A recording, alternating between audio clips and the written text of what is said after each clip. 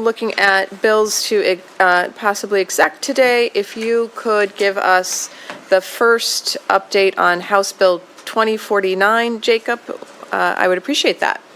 Thanks, Madam Chair, members of the committee. Jake Blipson, staff of the committee. So just as a very brief reminder, House Bill 2049 had two main parts. It establishes a extended producer responsibility or producer responsibility organization for covered packaging and paper products. It also amends and expands the post-consumer recycled content requirements applicable to certain plastic products. There is a proposed substitute in the books by Representative Berry.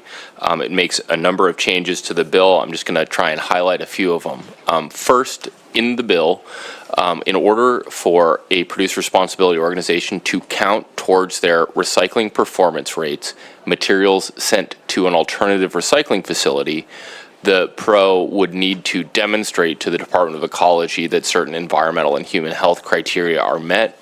The proposed substitute changes the standard and process by which that would work, including by requiring ecology to solicit input from specified types of organizations, public and private, as well as by making decisions by the Department of Ecology on whether to count materials sent to an alternative recycling facility towards performance rates. It makes that decision appealable to the Pollution Control Hearings Board. There's another provision of the bill that requires a producer responsibility organization to meet certain source reduction requirements. The underlying version of the bill required that to be done by the elimination of a plastic component. The proposed substitute instead specifies that there are two methods that could be used to meet that requirement. At least 25% of that requirement would need to be met by eliminating plastic components, but the other 75% of that requirement could be met by reducing the weighting of covered products.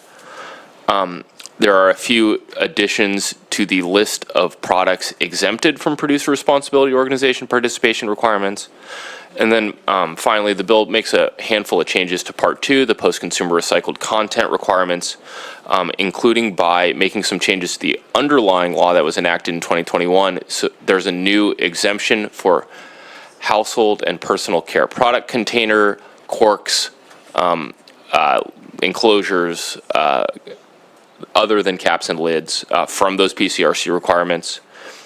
It allows the Department of Ecology to grant multi-year extensions from producer response or post-consumer recycled content requirements, and provides that any products regulated under FIFRA, which is basically pesticide products, would have a minimum extension length of 4 years if granted.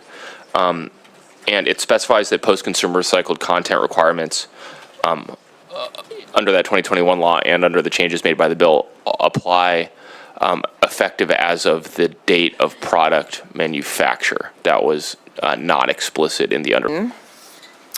Madam Vice Chair. Madam Chair, I move that proposed substitute House Bill 2049 be reported out of committee with a due pass recommendation.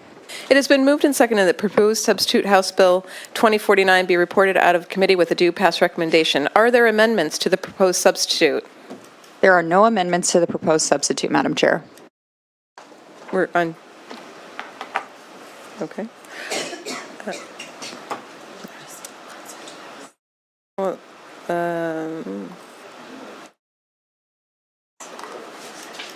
Okay.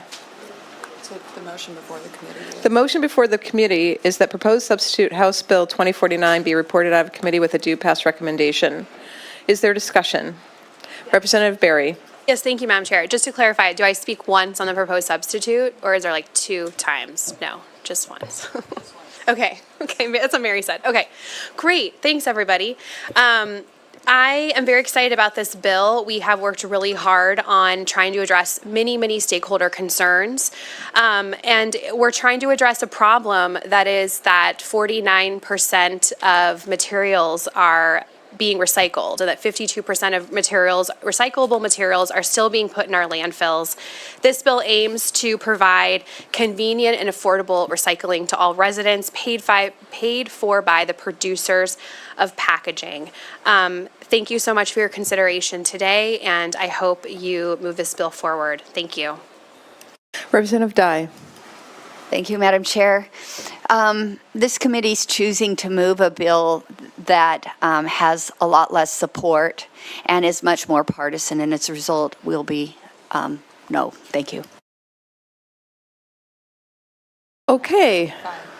Representative Fye.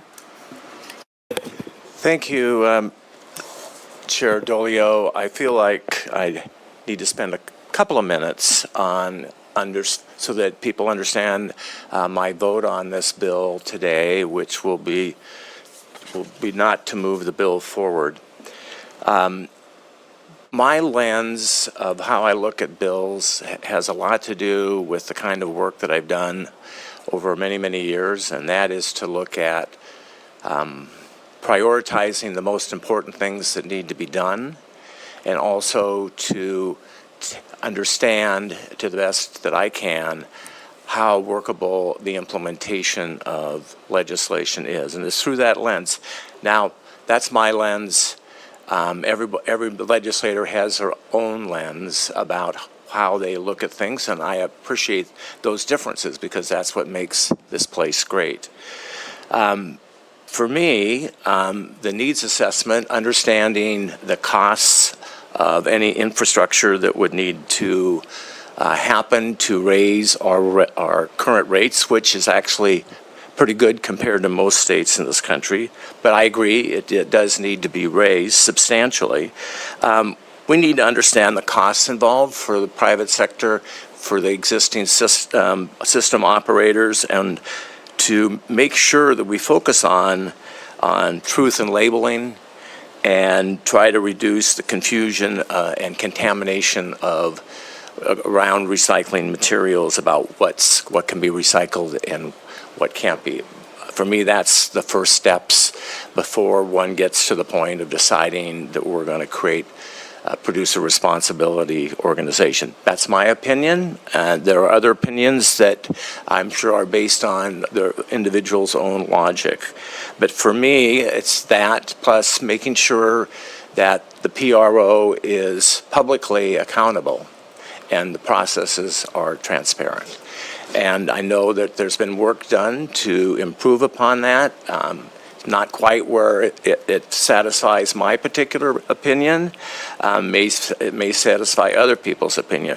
But for now, I remain in a position that I cannot support this, and so I will not be voting for this bill today. Okay, seeing no further questions, staff will call the roll. Dolio. Dolio votes aye. Representative Dolio votes aye. Mena. Mena votes aye. Representative Mena votes aye. Dye. Dye votes no, do not pass. Representative Dye votes nay, do not pass. Ibarra. Ibarra votes no, do not pass. Representative Ibarra votes nay, do not pass. Abarno. Nay, do not pass. Representative Abarno votes nay, do not pass. Barnard. Barnard votes nay, do not pass. Representative Barnard votes nay, do not pass. Berry. Representative Berry votes aye. Dewar.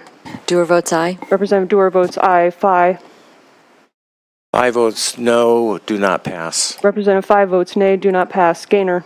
No, do not pass. Representative Gaynor votes nay, do not pass. Lekanoff.